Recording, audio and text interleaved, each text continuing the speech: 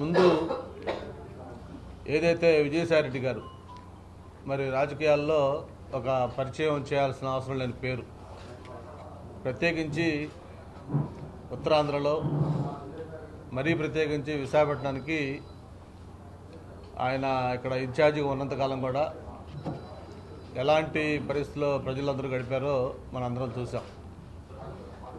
శుక్రవారం అయిందంటే సాయంత్రం ఏ నిర్మాణాన్ని కూల్చేస్తారు, లేకపోతే ఎక్కడ వాళ్ళ యాక్టివిటీ స్టార్ట్ చేస్తారు, ఏ భూములు ఎంక్రోచ్ చేస్తారు అని తెలియని ఒక ఆందోళనతో ఆయన ఇన్ఛార్జ్ ఉన్నంతకాలం కూడా విశాఖపట్నం ప్రజలు ఒక భయాందోళనలో గడిపిన విషయాన్ని మనం కూడా గుర్తు చేసుకుంటా ఉన్నాం. మరి ఆ 5 సంవత్సరాలు వైఎస్ఆర్ పరిపాలన విశాఖ ప్రజలకి ఒక పీడకల. అటు దసపల్లా భూములు కావచ్చు, లేకపోతే సిరిపురం చర్చి ప్రాపర్టీ కావచ్చు, అలాంటి ప్రతి ప్రాపర్టీకి సంబంధించి కూడా వాళ్ళ మార్క్ ఏంటో మనం చూసాం.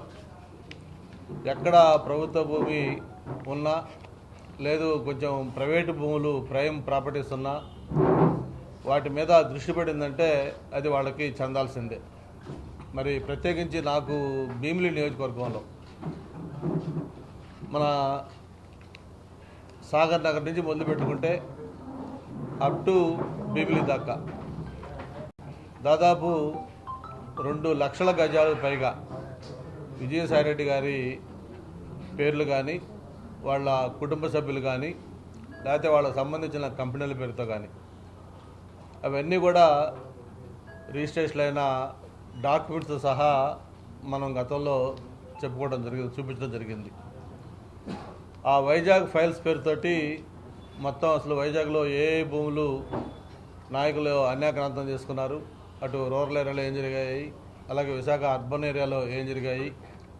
చివరికి అక్కడ ఇన్ఛార్జిగా ఉంటే ఆయన మన భీమిలి నియోజకవర్గంలో ఉన్న తర్లువాడ కొండ ఏదైతే వాళ్ళ కుమార్తె పైన ఏదో ఇన్స్టిట్యూట్ పెట్టాలని చెప్పని అఫిషియల్గా కలెక్టర్లని లేకపోతే అందరినీ వెళ్ళి చూడాల్సిన దాన్ని ఏకూజామున ఎవరికి తెలియకుండా అత్యంత రహస్యంగా మరి ఆ కనీసం స్థానిక నాయకులు కూడా తెలియకుండా పోయి చూసి వచ్చి దాంట్లో కూడా వివాదాల్లో చిక్కున్న విషయం మనకు గుర్తుంది. అలాగే గీతం కాలేజీ లాంటి వాటిని కానీ, లేకపోతే తెలుగుదేశం పార్టీ నాయకులు లేకపోతే ఇతర వ్యక్తులకు సంబంధించిన భవనాలు కూల్చివేత కావచ్చు. చివరికి మా భీమిలి కార్యాలయం దగ్గర నుంచి మాకు మా అల్లుడికి సంబంధించిన ఫామ్ హౌస్ ఉంటే దాన్ని కూడా కూల్చేసిన విషయం, భీమిలి ఆఫీస్ కూడా కూల్చేస్తామంటే ఆ కోర్టు ద్వారా దాన్ని స్టే తెచ్చుకోవడం జరిగింది. అలాగే పల్లా శ్రీనివాస్ బిల్డింగ్, అలాగే పిల్ల గోవింద్ సత్యనారాయణ బిల్డింగ్, హర్ష అని చెప్పిన తెలుగుదేశం పార్టీ సింపథైజర్ ఉంటే వాళ్ళ యొక్క రెస్టారెంట్, ఇట్లాగా ఏదైతే కాస్త వాళ్ళకి దృష్టి పడిందంటే దాన్ని ఖచ్చితంగా శుక్రవారం సాయంత్రం యాక్షన్ రెడీ చేసేవాళ్ళు, శని ఆదివారాల్లో అట్లా మొత్తం డిస్ట్రక్షన్ చేసేవాళ్ళు. రాష్ట్రంలో జగన్మోహన్ రెడ్డి గారు ఎలా చేశారో దానికి మించి విశాఖపట్నంలో విజయసాయిరెడ్డి గారి ఆధ్వర్యంలో ఇక్కడ ప్రజల్ని భయభ్రాంతులకు గురి చేసిన విషయాలు కూడా మనకు గుర్తున్నాయి. మరి నిన్న సాయంత్రం ఆయన ట్వీట్ చూస్తూ ఉంటే చాలా ఒక పక్క జాలి, ఒక పక్క నవ్వు, మరో పక్క ఆశ్చర్యం అన్నీ కూడా కలిగే విధంగా ఆ ట్వీట్ చేస్తూ ఉన్నారు. నాకు చంద్రబాబు నాయుడు పైన బాధ లేదు, తెలుగుదేశం పార్టీతో విభేదాలు లేవు, లేకపోతే పవన్ కళ్యాణ్ నాకు చిరకాల మిత్రుడు, లేకపోతే ఇంకొక ఇది లేవు అవి లేవు అని చెప్పని ఈరోజు ఆయన నీతి వాక్యాలు చెప్తూ రాజకీయాలకి బై బై, వ్యవసాయం చేసుకుంటారని చెప్పి కూడా చెప్తా ఉన్నారు. మరి ఇప్పుడు దాకా ఆయన హయాంలో జరిగిన ఈ అక్రమాలకి, భూదోపిడీకి, ఈ అన్యాయాలకి, ఆయన ద్వారా నష్టపోయిన బాధితులకి వీళ్ళందరికీ ఎవరు సమాధానం చెప్పాలి, ఎవరు న్యాయం చేయాలి?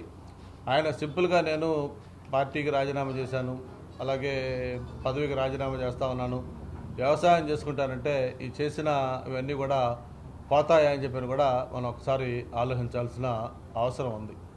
అంతేకాకుండా ఆయన ఒక విష్